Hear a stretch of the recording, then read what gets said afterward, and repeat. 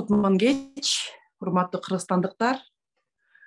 Арча медиа кайрадан силердин назарыңарда. Келе жаткан эгемендүүлүк күнүңөр менен биздин жалпы жаамат силерди куттуктайт. Дайым асманыбыз ачык, эгемендүүлүгүбүз колубузда болуп, өлкөбүздү өркүндөтүп, өстүрүп кете берелик. Бүгүн биз кайрадан көптөгөн кыргызстандыктардын көңүлүн өзүнө бурган теманы талкуулаган турабыз. Жакында Кабар агенттик, маалымат агенттигине президент Садыр Жапаров маек куруп атып, интервью берип атып, ушул кумтордун тегерегиндеги маселелерге жооп берип, ушу экологияга келтирген зыян бул көп учурларда бизде андай адистер жок, көп учурларда ушундай ойдон чыгарылган болот деп айтып кетти.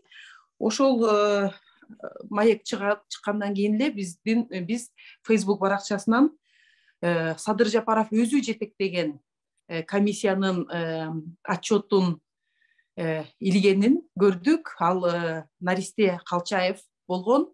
Бүгүн Наристе Калчаев жарандык активист биздин эфирде. Наристе мырза, саламатсыздарбы? Саламатсызбы? Миртайым, саламатсыздар. Наристе мырза, мен сиздин ишмердүүлүгүңөрдү, жарандык активизм кылып жүргөнүңөрдү 2013-жылдан бери тааныйм. Баягы сот иштерди боюнча. Ошондон бери эле сиз ошо кумтор маселеси, кумторду улутташтыруу маселесин көтөрүп, ошол кезде Садыр Нуркожоевич оппозицияда жүргөн саясатчы болуп, силер дагы колдоп, качан биз улутташтырабыз, өзгөчө силер ушу зыян боюнча маселени көтөрүп келип, акырында ушу 1 жыл мурун сотко да бергендерден болгонсуз. Ошондо биринчи суроо. Ушу Садыр Нуркожоевичтин маегинде ушу зыянды деле биз өлчөгөндү билбейт экенбиз деген суроосу же жообу эмне үчүн сизди ушунчалык жүрөгүңөргө тийдиби, же дароо эле ушу отчетун чыгарып, баягы иштерди эсиңерге салайын, сизге Facebookка жазып, ушунча жыл ушул маселени баягы элдин көңүлүн өзүнө буруп жүргөн адам катары айтсаңыз, ушул интервьюдагы асмандан алабыз, бул расчеттор деле так эмес деген сөз канчалык сизге мындай оор тийди? Саламатсыздарбы? Урматтуу Facebook колдонуучулар, урматтуу көрөрмандар, урматтуу кыргызстандыктар. Миртайым өзүңүз башында белгилеп өткөндөй, туура биз ушу кумтор маселесин 2010 жылдан бери ушу маселени тегерегинде жүрөбүз. Тилекке каршы ушул 13 жыл аралыгында мына ушул кумтордун аркасы менен келген президент, кумтордун аркасы менен келген бийлик ушу кумтор маселесин туура жолго чечет, эл каалагандай, өзүлөрү айтып жүргөндөй чечет деген жакшы үмүт бар болчу да. Анан буга чейин көптөгөн суроолорду берип келгенбиз, бирок кумтор менен келишим бүтө элек, кое тургула, угуп тургула, былжырабай тургула деген президенттин сөздөрү болгон. Ооба, биз дагы күтүп туралы деп күтүп турдук, бирок бул жагдайда экологиялык чыгымдарды жөн эле жазып койгонбуз деген сөзү бул мындай аябай кандай бир одоно тийип калды да. Анткени мен ошол Facebook баракчасына чыгарган маалыматтар мына 2012 жылкы өзүнүн Садыр Жапаровдун өзүнүн отчету. Садыр Жапаровдун өзүнүн отчетунда ошол жерде Кутманова Динара Шейин, азыркы геология министри, экология министри болуп турат. Ошол кишинин биз сыйлаган өтө мындай айтканда Кыргызстанда эң белгилүү экологтордун катарын толуктайт. Ал киши бир эле эмес, 3 мамлекеттик комиссияда, депутаттык комиссияларда эксперт катары өткөн. Ошол кишинин чыгарган бүтүмдөрү, ошол кишинин расчеттору, Анан расчеттор жок дегени бул туура эмес. Бул баягы буга чейинки бийликтер баягы мыйзамдарды бузуп, аларга шарт түзүп бериптир, чыккынчылык кылыптыр деп атпайбы. Бул эми 2017-жылы водный кодекс өзгөртүп киргизилген. Ошол водный кодекс өзгөртүп киргизгенде азыркы кабинет министрлерин башкарып отурган Акылбек Жапаров өзү макулдап кол коюп берген. Анан ошол чыккынчылар менен өзү иш алып баратпайбы? Мына мен четинен эле айтып баштайын да. Кимдер менен иштешип атат? Ошого макул болгондор менен иштешип атат. Бирок ошол эле сөзүндө айтып атат Садыр Жапаров. Буга чейинки эбегейсиз Кыргызстанга зыян келтиргендер деп айтып атат да. Бирок ошолор менен кайра бир табакташ болуп иштешип атат. Бир. Экинчиси, бул закон боюнча, мыйзам боюнча бул ушул расчеттор эсептелгенде азыркы биз соттон утуп алган 261 миллиард сом бул деген 2012-жылы чыккан. 2012-жылга чейинки зыян келтирилгендер. Биз 2012-ден берки зыян эсептелген жок азыр дагы. Дагы 8-10 жылдык дагы канча күндөр мына 1 жыл болду биздин иштетип атканыбыз. Баягы убактылуу башкарып киргиз. Бирок ошого чейинки расчет мындай айтканда канча зыян келтирген эсептелген жок. 12-жылга чейин эсептелген расчеттор. Анан сиздин сурооңуз мындай да, мен айтайын, бул президенттин айта турган сөзү эмес болчу. Эмне үчүн анда 3 отчетто тең турат. Менин колумда 3 отчет турат. Андан кийинки Темир Сариев башкарган мамлекеттик комиссия, анан жакынкы арада ошол түзүп чыккан Акылбек Жапаров башкарган комиссия. 3 комиссиянын корутундусунан үчөөндө тең бирдей ушул кишинин Кутманова чыгарган расчеттор менен белгиленип, баарына киргизилип, ошол иш чаралар жүрүп атат да. Анда эмне себептен ушуга киргизди? Эгер туура эмес болсо, мамлекеттик комиссияга киргизет, өзүнүн депутаттык комиссиясына киргизет. Жакында түзгөн ошол Акылбек Жапаров башында турган ал комиссиядагы ушул расчетторду басым жасап, ушул мени шот расчетторду киргизип атышат. Анда эмне себептен ошондо айткан жок? Ай, бул туура эмес, муну токтоткула деп айтыш керек беле? Бизде ушундай чоң суроо бар. Садыр Нуркожоевич өзү оппозицияда жүргөндө дайыма ошо кумтор маселесин көтөрүп келген да, ошол жерде колубузда бар такталган документтер менен эле караганда 7 миллиард, мына силердин утуп алган 261 миллиард сом бул бүгүнкү курс менен санаганда 3,1 миллиард доллар болот экен да. Ошол кезде эле 17-жылы эле Садыр Жапаровдун бир сөзүндө биздин колубузда бар документтер менен эле биз эсептеп чыкканда 7 миллиард доллар зыян келтирилди.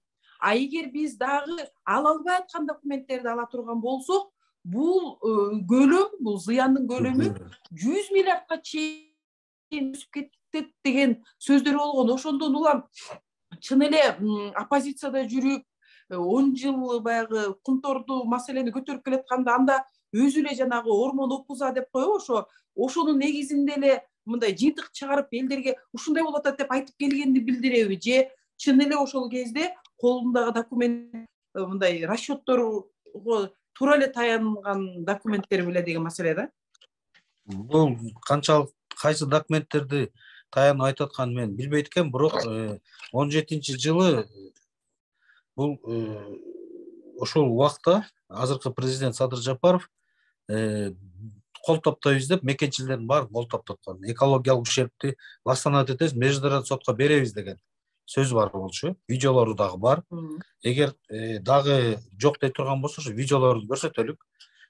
Баягы тарыхты, көчөңкө эле тарых бул. Баарын тастап коет да, канчалык кимдин канчалык чындыгы бар экен. Анан мен ушул бир нерсени дагы айтып коеюн да, эч качан бизди Акылбек Жапаров же Садыр Жапаров же бийликтегилер же Камчыбек Ташиев эч качан бизди апарып колубуздан жетелеп барып жанагы 261 миллиардты сотко бергиле, утула деген эмес. Ушуга көп суроо болот да мага ар дайымчы. Бир гана нерсе мен айтып коеюн. Биз ошол Динара Асенова менен биз 10 жылдан ашыктан бери иштештик. Бир позицияда болдук. Азыр да бир позициядабыз. Ал кишинин дагы эмесин сыйлайм. Экинчиси, мен ал кишиге барганда айткам, эже, расчетторду кандай кылабыз? Баягы чыгарган расчеттор мына комиссия чечимдер турат. Буларды эмне жөн эле буну өкмөт аткарабы же биз ким аткарыш керек? Же жарандыктан кандай кылалы деп мен ошол ал киши менен сүйлөшүп, анан ошол расчетторун алып, анан сотко бергенбиз 4 жаран. 5 деле, 7 деле болмок, бирок тилекке каршы ошол иш чара болордо ушул сарлык жигиттерден ушул 4-өбүз болуп калып Бишкекте, анан берип биз ошол сотко кайрылууга туура келген да. Анан мен дагы айтып коеюн, биз жанагындай биз мынтип койгонбуз же ойлогон, может алар ошондой ойлогондур. Бирок чын дилинде биз андай бирөөнүн куралы же болбосо бирөөнүн оюна ортоктош бололу деп мындай иш чарага барган эмеспиз. Экинчиси, жакында өзүңүздөр билгендей, мына Верховныйга обжаловать эттик. 10 күнүн ичинде апрелде не болот дедик, кайсы сот карайт, кайсы судья карайт. Ал боюнча да эгер кызыктар тараптан мен баары ушул эфирден пайдаланып айтып кетет элем да. Келгиле, жарандардын баарын чакырам, активдүү жарандар бөлүнбөйлүк. Тигинин кишиси, мунун кишиси, анан мунун убагында иштеген тигинин убагында эмес, бу жакта Кыргызстандын келечеги, кыргыз элинин келечеги. Эртең соттук процессте ошол жерде өзүбүздүн баягы чындыгыбызды жактайлык. Наристе мырза, биринчи соттук инстанция силерге чечип берген, ошондо ушул чыгым боюнча. А экинчи соттук инстанция эмне деди? Кайрылып атканыңа караганда. Бул экинчи инстанция деген 1 жыл аралыгында болгон жок, соттук отурум болгон жок. 1 жыл убакыттан өткөндөн кийин Женевага барып сүйлөшүп келгенден кийин кумтөр маселеси келишимди, тынчтык келишимине келишебиз дегенден кийин бул ошо тынчтык келишимине барып жазып атышат. Бардык соттук териштирүүлөр силер тарапка чечилет, силердин кызыкчылыгыңарга чечилет деп Центерага биздин Кыргызстандын атынан Акылбек Жапаров барып кол коюп берип атат. Бардык соттук териштирүүлөр силердин пайдаңарга чечилет деп атат. Дагы мындай карасаңыздар, Акылбек Жапаров ошондо соттун дагы милдетин аткарып коюп атат. Сотторго да жооп берип коюп атат. Алдын ала. Бул алдын ала сүйлөшүү болуп атпайбы? Анан мен жакында бир материал даярдап атам ушул боюнча. Бизде өзүңүздөр билгендей, жогорку сот системасы такыр бөлөк деп айткан менен, бирок булар сот үчүн чечип коюп атпайбы? Анан ошондон кийин эле, ошол процесстен кийин эле бул өтө тездик менен жанданды соттук процесс. Бишкек шаардык соту тездик менен 1 күнүн ичинде, жанагынча тоңду 1 күнүн ичинде бүтүрүп салышты. Мындай айтканда, ошол баягы келишимге жазып келген боюнча кумтөр тарапка кызыкчылыгына чечип берип коюшту. Наристе мырза, эгер силер азыр жогорку сотко берсеңер, жогорку сот кайра маселени кайрай баштаса, бул жанагы Кыргызстан менен Канаданын ортосундагы жанагы тынчтык келишимге кандай бир мындай таасирин тийгизип туруп, кайра эле эл аралык жактан анда силерде мындай келишимге, бүгүн келишимге эртең эле чыгып кетет турбайсыңарбы деген бир маселе жокпу? Анан бир четинен караганда ошол эл аралык мындай институттар жагынан булар деген президенттин оозунан айткан деп туруп, анткени азыр баягы баары эле сөздөрүн баарын жаздырып алатышпайбы? Мынакей президенттин оозунан чыккан. Булардын эч кандай эсеп кысаптары жок, булардын эч кандай баягы методикалары жок эсеп чыккан. Булар отуруп алып эле ушу бизди баягы каалагандай акчабызды саап, каалагандай бизди ушунча жылдын ичинде бизди мындай коркутуп келип, ушунча экологияга ушунча зыян келтирдим деп айтты деп президенттин сөзүнө эле кайра таянып койгон нерсе болуп калбайбы? Эгер кайра силер соттук чечимди жандандырып, кайра териштирүү кылып ушунча акча төлөп беришиң керек деп чыксаңар.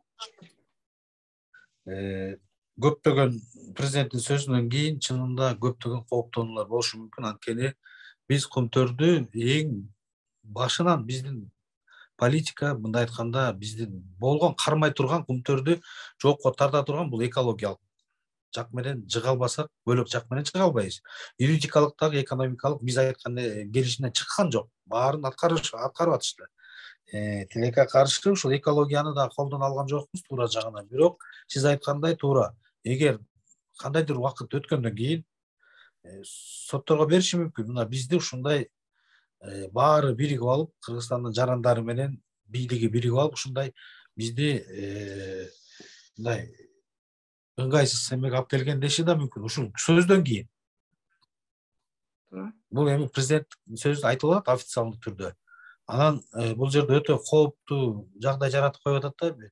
Экинчиси, келишимге кандай мындай доо кетеби же келишим кандай болот деген келишимдин акыркысы.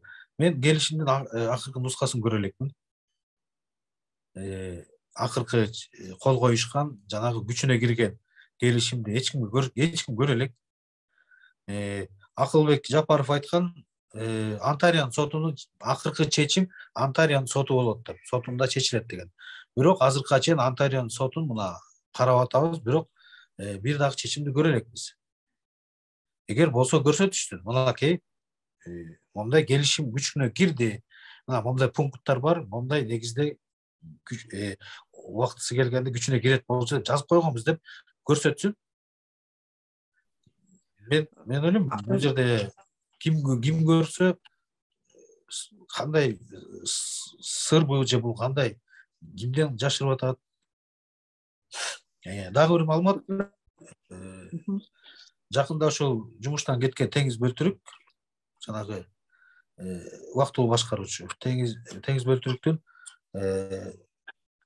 жанагы келишимде Канадада коюлган доо арыздар бар болчу Теңиз Бөлтүрүккө карата. Ошолордун баары артка кайтарылат деп жүргөн келишимдин негизинде. Бирок акыркы мен угушумча караганда ал пункттарда алынып салынганы же болбосо жалпы келишимдин күчүнө кирбей тургандыгынын бир себепкери деп атат да. Ошол жагдайдагы аткарылбай атыптыр да. Баягы Канада тараптан сотко берилген да доо арыздар Теңиз Бөлтүрүккө карата.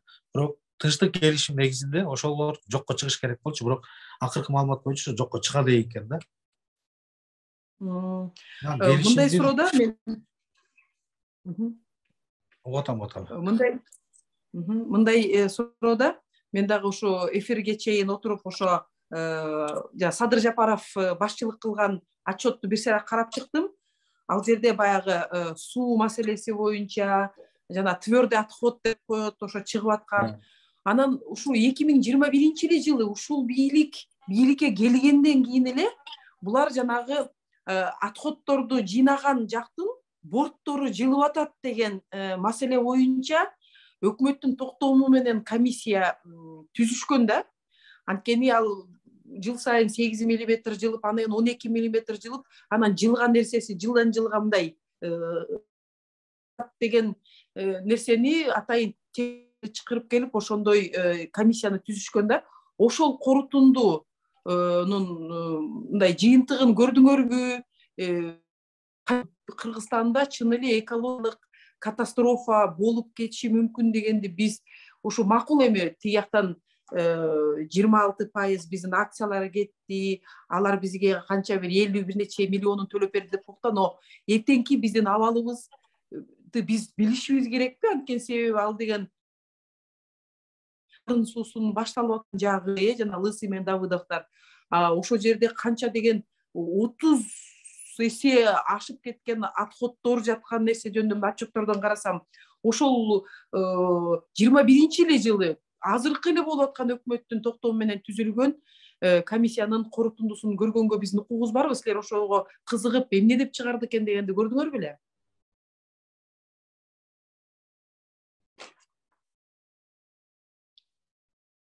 Нарис мырза, угуп атасызбы? Байланыш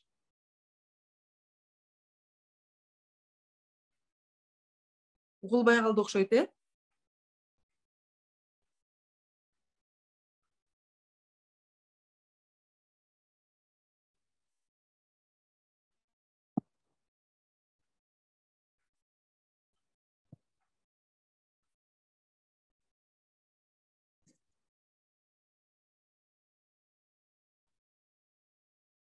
биз угуучуларга деп эстерине салып кетелик. 2012 жылы Кыргызстанда кумтор маселеси боюнча 2 комиссия түзүлгөн. Бирөөсү бийлик тараптан, ал Сариев, Темир Сариев баштаган. Анан ошол кездеги оппозицияда жүргөн саясатчы комиссия түзүлүп, Наристе Калчаев ушу Фейсбукка илген отчет ошол оппозициялык саясатчы Садыр Жапаровдун башында турган отчетун берип атат. Ошол жерде ошол 2012 жылга чейин болгон чыгымдарды белгилеп, кийин сотко берип, биринчи инстанциядан уткан. Мына Наристе мырза, кайра келдиңиз. Суроода ушу 2021 жылы азыркы бийликтин токтому менен бир комиссия чакырылганда, жанагы отходторду жыйналып аткан борттор жылып атат деген, атайын по движению бортов депчи. Ошол корутундууну көрдүңөрбү? Ошол комиссия эмне тыянак чыгарат? Анткени себеби баягы мындай тынчтык келишим дегенен баягы акчаларды биз тияка бердик, алар бизге акчасын төлөп берди, дивидендин төлөп берди. Но экологиялык жактан ар бир кыргызстандык билиш керекпи? Ошол жерде кумтордо бизде эмне болуп атканын, ошонун корутундусун көрүп билгенге мүмкүнчүлүгүңөр болдубу?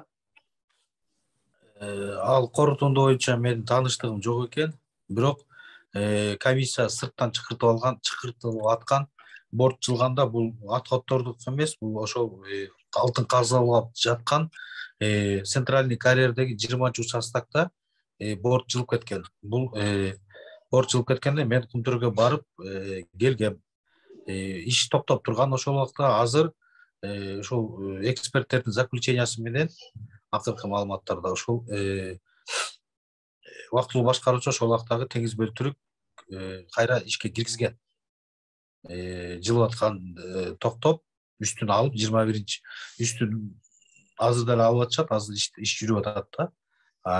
Ал боюнча менин маалыматым жок экен, бирок борттун жылганы ошол 20-квартал центральный карьер жылган.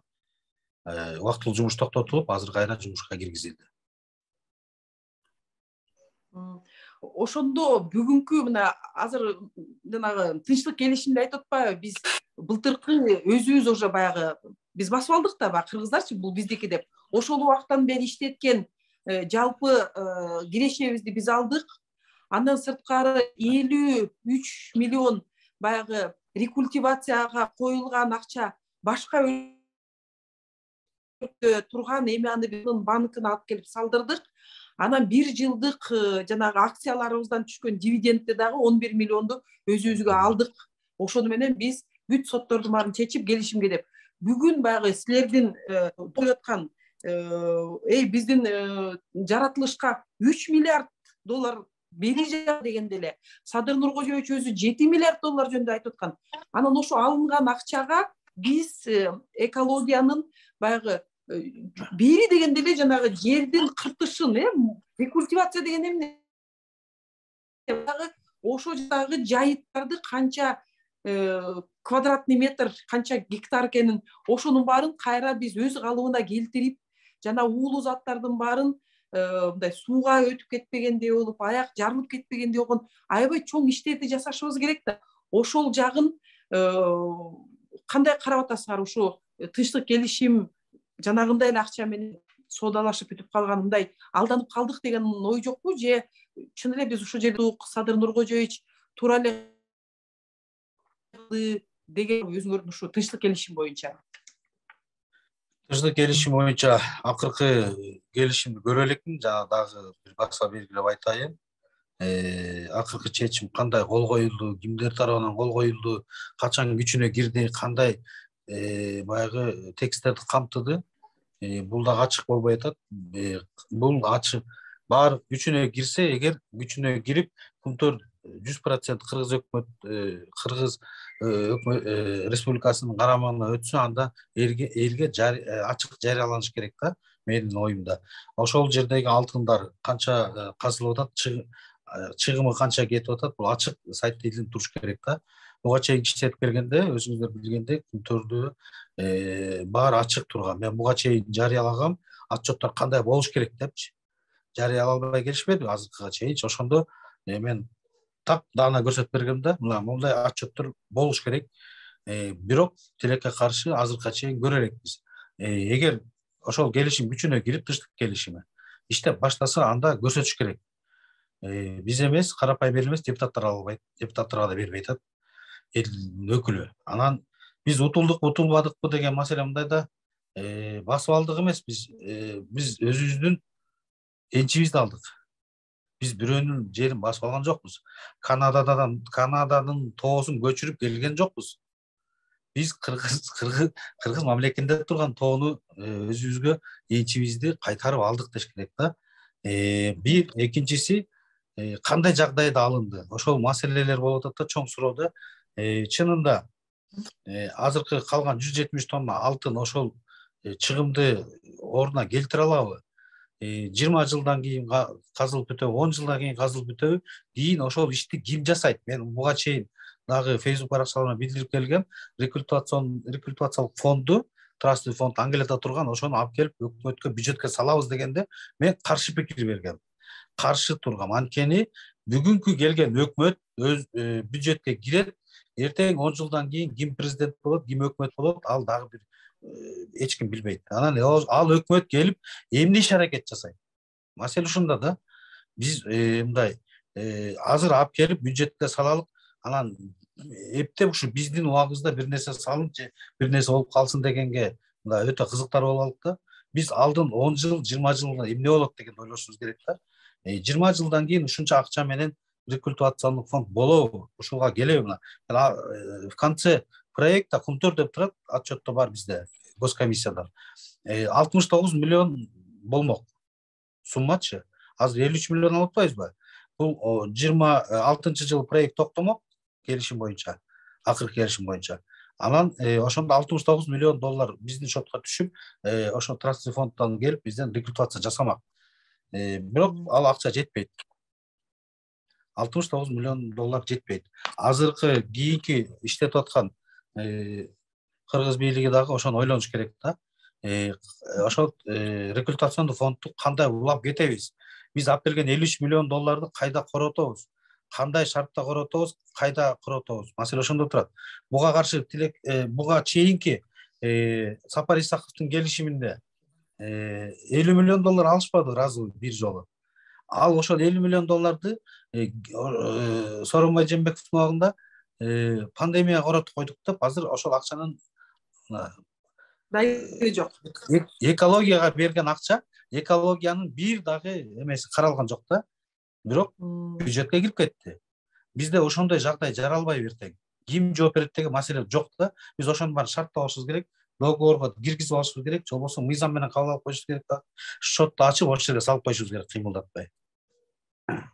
Оба бүгүнкү күндө деле биз көрүп атпайлыкпы, көбүнчө учурларда бийлик жанагы бүгүн колунда турган акчага ыраазы болуп, жол салып, дагы бир нерселер жасап койсо эле, эл мына жасалып атат иштеп эле, баягы кубаттап, мына сонун болуп атат депчи. А эртең биздин чын эле балдарыбызга кандай абалда экологияны калтырабыз көп ойлонбой эле. Наристе мырза, мындай маселеде сиз айтып кетпедиңизби, биз деген отчеттор момундай болуш керек деп, азыркы бийликке деле талап кылып келгем деп. Анан отчетторунда бир 6 тоннага жакын алтын сатылды дегенди көрсөткөн. Азаттык өзүнүн иликтөөсүндө башка мамлекеттер менен соода саттыктардын баланстарын же зеркальный статистикасын карап атып, 21 тонна сатылган. Ошонун тоннасы кайсы мамлекетке сатылганын айтып бергиле деп жанагы Садыр Нуркожоевич жооп бергенде ошондон чыгып калды да. Ошондо бүгүнкү күндө мынтип айтат эмеспизби, бир дагы килограмм алтын эч жерден урдалбайт, баары ачык деп айтканы менен, баягы каяка сатылды дегенде бизге маанилүү эмес эми кайсы мамлекетке өтө сатылып кеткени, кандай баа менен, канча көлөм, анан ошол акча каяка түштү, ошол акчага биз эмне жасап атабыз деген маанилүү да. Анан ушу 19 тонна алтындын каражатын көрсөтпөй койгон нерсе бул бүгүнкү бийликтин баягы ооба биз кумторду өзүбүзгө алып алдык, бирок өзүбүзгө алгандан кийин жанагы көрсөткөн көрсөткүчтөрүнө ишенбестик жаралып атат. Каяка сатканын билбесек, баасы боюнча алар биздикилер жазып атат, биз 57 миллион тоннага, журналисттер караса 58, ошондо ар бир тоннадан $1 миллион акырын кымтып калгандай болуп атат да. Ошондо биз баягы улутташтырдык, өзүбүздө калды дегени менен биз ушинтип эле бизди анда алдап турса, анда кандай болот деген маселе да. Бир жылдын ичинде эле биз ушу эмеден эле, цифрадан эле келиштерди байкап атабыз. Анан журналисттерге рахмат, ыраазычылык билдирем. Ошо иликтөө журналистика деген нерсе Кыргызстанга кирип калганына. Алар баягы ачык данные, ачык портал, ар бир мамлекетке канча эмне учуп кетти, канча акча келди дегенди биз акырын башка өлкөлөр менен соода саттык кылып аткандын аркасында билип коюп атышат да. Ошондо биз баягы өзүбүздүн улуттук сыймыктан эффективиз деп айткандын ордуна биз статистика жагынан аксап, бирөөлөрдүн Кыргызстанга өтпөй эле Кыргызстандын бийлигине өткөндөй болуп калбайбы? Алар көрүп атат да тиги жемишин, жыргалчылыгын. Бул жерде мындай тактаан айтып коюш керек да. Алтын бул кумтөрдө дооро болуп куюлат. Андан кийин Кара Балтак аффинаж заводко келип, ошол жерден алтын, күмүш чезге бөлүнүп кетет. Сатуу, баардык сатуу буга чейин кыргыз алтынынын мойнунда болчу. Кыргыз алтын баардык ушул чет элдик банктар менен сатып, бүт сатуунун баарын, ушу операциянын баарын кыргыз алтын, аффинаждагы кыргыз алтын, анан сатуу жолу дагы ушу кыргыз алтынына жүктөлгөн. Кийинки процесстер ушул баягы вактылуу өкмөт киргенден кийин ушул улуттук банк аркылуу дагы баягы мүмкүнчүлүк берген, улуттук банк сатканга деп, биздин улуттук банкты алтынды сатууга деп. Чынында буга чейин отчеттун берилбей келгени, буга чейин келишимдин күчүнө кирбей, баягы дагы да болсо ошол Центеранын карамагында болуп келгендиги болуп келди да. Буга чейин ачык отчетту бере алышкан жок. Ооба, биз анысын түшүнөлүк, бирок чынында кыргыз өкмөтүнө өттү, толук кандуу 100% өттү дегенден кийин бул толук кандуу ачык маалымат болуш керек болчу. Бирок мен айтам, бул жанагы завод, фабрика, кумтөрдө ЗИФтин өзүнүн счетчиктери бар. Бөлөк эч ким алдай албайт. Ошол жерде канча граммына чейин баардыгы куюлган алтындын ар биринин пробасына чейин алынып, ар биринин эмеге сакталып турат, баягы архивде сакталып турат. Ошондой эле сатуу жолдору чынында бул жабык. Анткени алтынды сатып алуу көөр мамлекеттер болсо да, көөр жагдайда ошол сатып алуучу тараптагы мындай ачыктабаганга ушундай договордор болот да. Бирок биз сатып бүткөндөн кийин ачыктап, мына өлкөсүн айтпаса дагы, фирмаларын айтпаса дагы ушунча алтын чыкты, мына мынча алтын табылды, анан мынча сомдон сатылды. Ошол рыночный ценаны, ошол күнкү конвертация, жанагы акчалардын баары жүрүш керек да, бул доллар менен сатылат. Мынча доллар кирди, биз конвертация кылып, курс менен ошол убакта анан казначействого киришседик. Мындай процедуралар бар да, ар бир нерсенинчи мыйзам менен жазылган. Анан ошолор сакталдыбы?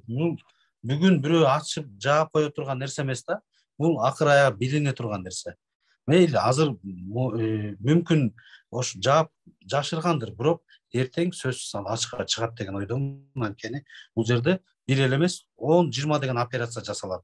Бул алтындын куюлуп сатылганга чейин бул 20дан ашык операциядан өтүп, бул канча деген архивтерде сакталып турат. Бул азыр бүгүн жашырган менен эртең бул маалымат ачыкталат. Анан калган алтынды кандай сатты, кимге сатты? Бирок бир гана нерсе бизге ошол квартал менен кетет да, бул алтын куюлуп, квартал менен бөлүнүп түшөт да. Ошол убакта канча алтын сатты? Ошол убакта алтындын баасы канча эле? Доллардын курсу канча эле? Биз ошонун баарын мындай фиксировать этиш керек да. туура болдубу, туура эмес болдубу деген мисалы үчүн маалыматтар, чынында тилекке каршы андай маалыматтар жок десе, азыр мына жакында күчүнө кирди, келишим деп атышат, бирок кирсе ана кана көрсөткүлө, эртең сураш керек, Акылбек Жапаров көрсөтүш керек. Мына мынча сатылды, мынчасы бюджетке түштү, ошо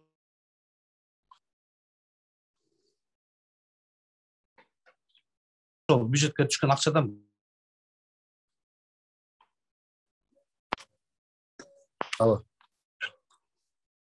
азыр дагы бизде ушундай болуп калды. Тиги алтындан түшкөн акчаны мынча пайызын биз бюджетти карыз жаптык, мынча пайызын баланча жакка кетирдик деп айтып атышат. Бирок бюджетте дагы карызды төлөй турган акча дагы ошондой көлөмдө экен да. Анан журналисттер жазып чыгышты. Макул, кумтордон түшкөн акчаны силер мынча көлөмдө бюджеттин карызын жапсаңар, мурун эле бюджетте ошончо карызды жабабыз деген акчаны каяка жибердиңер деген маселе туулуп атат да. Же кыргызстандын көңүлүн мындайга буруп кетелик. Жакында эле жанагы улуттук коопсуздук кызматына үйлөрдү берип атып, биз бюджеттен бир тыйын акча албай, ушул УКМК кызматкерлерине үй курабыз деп Камчыбек Ташиев да айтып кетти да. Анан бюджеттен албаса булар каяктан курулат деген эле маселе чыкса, көрсө, ал деле ошол кумтордун акчалары экен да. Ошондо мындай суроо туулат да. Мындай нак бюджеттен алынбаса деле, ар бир мамлекеттин акчасы бул бюджет да, бул биздин элдин акчасы да. Салыктан чогулган акча, түрдүү сделкалардан, жерлерди ижарага беребиз, ошолордон чогулган акча, ошону менен бирге кумтордун да акчасы, бул элдин акчасы. Анан бюджеттен бир тыйын албай эле үйдү куруп атабыз дегенде өзүнүн чөнтөгүнөн чыгарып аткандай болот да. Чын-чынында келгенде бул кумтордун акчасы бүгүнкү күнгө чейин ошондой саясат жүрүп келген да. Кумтордун акчасы менен көп эле объекттер курулчу, но бирок атын чыгарбай донорлордон алдык деп койчу. Мен көлдүк болом, айылда клубтарыбыз жасалып келчү, дагы мектептер ремонттолуп келчү, но бирок кумтордун атын мындай чыгарганга кызыктар эмес болчу да. Анда ошондой нерсени көрүп атабыз, но бирок бүгүн кумтордун баарын өзүбүзгө алгандан кийин эмне үчүн ошол алтын алып аткан жердеги акчалар биз ушул жака кетип атат дегендерди ачык айтпаса, баягы орусча айтканда в мутной воде рыбка ловится болуп калып атат. Азыр биздин коногубуздун техникалык себептерден чыгып кетти. Мына жакында сотко беребиз деп атышат. Жогорку сот кандай чечим чыгарат болду экен дегенди күтөлүк. Анткени себеби ушу президенттин акыркы ушу кабар агенттиги менен курганда ушу методика жок. Биз мындай ормон опузанын негизинде эле асмандан алып койчук, чын айтканда андай деле адистер жок экен деген сөздөрү мындай экологиялык зыянды асмандан албастан дагы соттор дагы чыгарып берип атат да, ушунча зыян болду деп. Значит, булардын соттору дагы асмандан алган, методикасы жок нерсени мындай мыйзамдаштыра берет турбайбы деген нерсе чыгат да. Ошондон улам мынакей экинчи инстанция кайра жокко чыгарып салды. Эми жогорку сотто кандай чечим чыгат экенин көрөлүк. Кандай болбосо дагы Кыргызстан мындай укуктуу, мыйзамдын негизинде карап, соттор өз алдынча эч кимдин кысымына кабылбай чечим чыгарган мамлекет болгонго мен кызыктармын. Дагы бир жолу урматтуу кыргызстандыктар, барыңарды эртеңки эгемендүүлүк күнүбүз менен куттуктайм. Колубузга тийген эгемендүүлүк өрчүп, өнүп, эркиндикти сезип, гүлдөгөн өлкөлөрдө бололук. Биздин балдарыбыз Кыргызстанды дүйнөгө жаңы инновациялык технологияларды өздөрү чыгарып, өндүрүш ошол технологиялар менен өтүп, аябай мыкты өнүккөн өлкө бололук. Барыңарга жакшы маанай, дагы бир жолу майрамыңыздар менен сак саламатта болуңуздар.